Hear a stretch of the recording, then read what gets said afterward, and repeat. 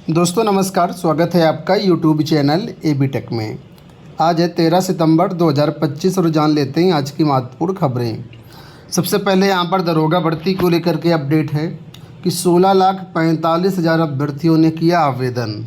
प्रदेश police में 4,543 दरोगा और समकक्ष पदों पर भर्ती के लिए 16,45,000 छात्रों ने आवेदन किया है। इनमें से करीब 8,000 अभ्यर्थियों का आवेदन शुल्क जमा तकनीकी कारणों से नहीं हो पाया है, जिसकी वजह से उन्हें दोबारा मौका दिया जाएगा। वहीं दूसरी ओर बृहस्पतिवार को आवेदन करने की प्रक्रिया समाप्त होने के बाद भर्ती बोर्ड लिखित परीक्षा कराने की कवायद में जुट गया है। भर्ती बोर्ड के अधिकारियों के मुताबिक अभ्यर्थियों की सुविधा के लिए 12 सितंबर को सुबह 6 बजे से 15 सितंबर को सुबह 6 बजे तक आवेदन पत्र में संशोधन किए जाने का एक अवसर दिए जाने का निर्णय लिया गया है। अब इसकी फुल प्रूफ परीक्षा की लिखित परीक्षा की तैयारी शुरू कर दी जाएगी। उम्मीद ये लगाई जा रही है कि दिसंबर तक इसकी परीक्षा कराई जा सकती है। दिसंबर को मान करके आप लोग अपनी तैयारी करिए। फिलहाल आप लोग जानते हैं बिहार से अभी एस्टेट के लिए नोटिफिकेशन जारी किया गया था और कहा गया था 11 सितंबर से ऑनलाइन आवेदन लिए जाएंगे, लेकिन बिहार विद्यालय परीक्षा समिति ने जो एस्टेट की वेबसाइट जारी की थी उसमें तकनीकी खामियां आ गई, इस वजह से आवेदन शुरू नहीं हो पाए। तो कुल मिलाकर के एस्टेट 2025 के लिए नई नोटिस जारी कर दी गई है और इसमें कहा गया है कि जो हमने विज्ञप्ति जारी की थी एस्टेट में आवेदन करने के लिए 11 सितंबर से लेकर के 19 सितंबर तक, उसमें तकनीकी कारणों से फिलहाल इसको स्थगित कर दिया जाता है और ऑनलाइन आवेदन भरने की नई डेट जो है अलग से जारी कर दी जाएगी। तो कुल मिलाकर के एस्टेट में थोड़ा सा विलम्ब हो गया है, तकनीकी कारण से आवेदन आपके शुरू नहीं हो पाए। तो जो भी अभ्यर्थी हैं एस्टेट वाले थोड़ा सा वेट करें, जैसे ही आगे कोई अपडेट आ गई तो हम आपको सूचित कर देंगे। अगली अपडेट यहाँ पर देखें बीपीएससी प्रारंभिक परीक्षा को लेकर के है कि राज्य के 912 केंद्रों पर आज परीक्षा। बीपीएससी की 71वीं एकीकृत संयुक्त प्रतियोगिता परीक्षा शनिवार को कराई जाएगी। परीक्षा में शामिल होने के लिए 4,70,000 से अधिक अभ्यर्थियों ने आवेदन किया था, लेकिन शुक्रवार शाम 6 बजे तक 3,45,000 अभ्यर्थियों ने ही प्रवेश पत्र डाउनलोड किया, यानी कि 1.25 के करीब अभ्यर्थी पहले से ही पीटी से दूर हो गए हैं।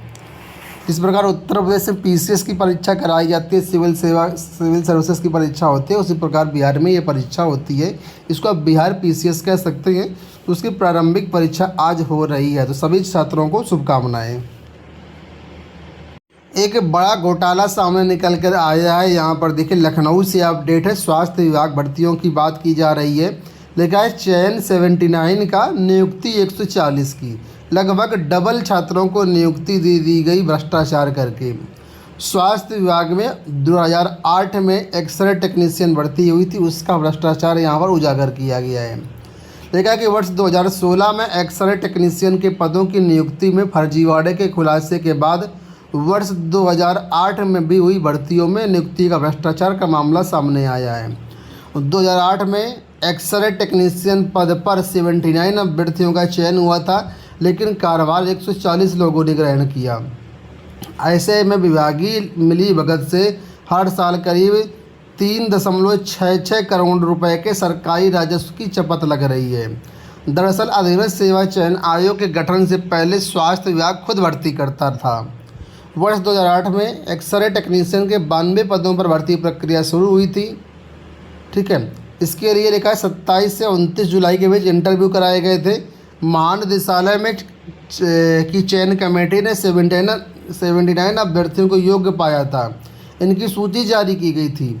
सूची में क्रमांक, अभ्यर्थी का नाम, पिता का नाम और पता, कुल अंक दर्ज किए गए और 25 अगस्त को तत्कालीन महानिदेशक डॉक्टर IS श्रीवास्तव और तत्कालीन निदेशक पैरामेडिकल डॉक्टर राजेंद्र प्रसाद के हस्ताक्षर से नियुक्ति पत्र जारी किया गया। नियुक्ति पत्र में पेज 1 पर लिखे गए निर्देश समान है, जबकि पेज 2 पर परिणाम की सूची का क्रमांक, अनुक्रमांक, ये जो चीज़ें हैं वो दर्ज किया गया था। इसी पत्र के आधार पर अभ्यर्थी संबंधित जिलों में पहुँचे और कार्यभार ग्रहण कर लिया। तो रिजल्ट जारी हुआ 79 का, कार्यभार ग्रहण किया 140 लोगों ने और विभाग की मिलीभगत से ये भ्रष्टाचार हुआ। आप सभी के लिए एक खुशखबरी और आ गई। लोक सेवा आयोग से नया विज्ञापन जारी कर दिया गया है। लोक सेवा आयोग बैक टू बैक विज्ञापन जारी कर रहा है इस समय। तो फिलहाल ये विज्ञापन देखिए आज जारी कर दिया गया है। ये विज्ञापन है एपीओ का, यानी सहायक अभियोजन अधिकारी परीक्षा 2025। 16 सितंबर से आयोग की वेबसाइट पर इसके फॉर्म अवेलेबल रहेंगे। आज 13 तारीख है, तो 16 पड़ेगी आपकी मंगलवार को। मंगलवार से आप लोग इसका फॉर्म भर पाएंगे एपीओ का। ठीक है, इसमें पदों की संख्या को जो बताई गई है वो 182 पद बताए गए हैं। 182 पदों पर भर्तियाँ आई हुई हैं और एज 21 से 40 वर्ष यहाँ पर रहेगी। शैक्षिक योग्यता आपके नोटिफिकेशन में दी जाएगी। फिलहाल शॉर्ट नोटिफिकेशन अभी आया हुआ है। और नीचे यहाँ पर देखिए डेट है 16 आपके जो है 16 सितंबर से आप फॉर्म भर पाएंगे और 16 अक्टूबर फॉर्म भरने की लास्ट डेट रहेगी। 24 अक्टूबर फीस जमा करने की और संशोधन करने की डेट रहेगी। तो जो भी अभ्यर्थी इस भर्ती का इंतज़ार कर रहे थे वो लोग अब खुश हो जाएं, नौकरी आपको मिलने वाली है। नोटिस के साथ साथ अखबारों में भी न्यूज आ गई है। देखिए यहाँ पर कि एपीओ के 182 पदों पर भर्ती 16 सितंबर से ऑनलाइन आवेदन। लिखा है कि 3 साल पहले 69 पदों पर भर्ती हुई थी। तो 2022 में जो है इसका नोटिफिकेशन आया था और बताया गया कि 69 पदों पर भर्ती हुई थी। इस बार पदों की संख्या लगभग डबल से ज़्यादा है। बेटियों की फीस माफ़ी 4 साल से प्रस्ताव में फंसी।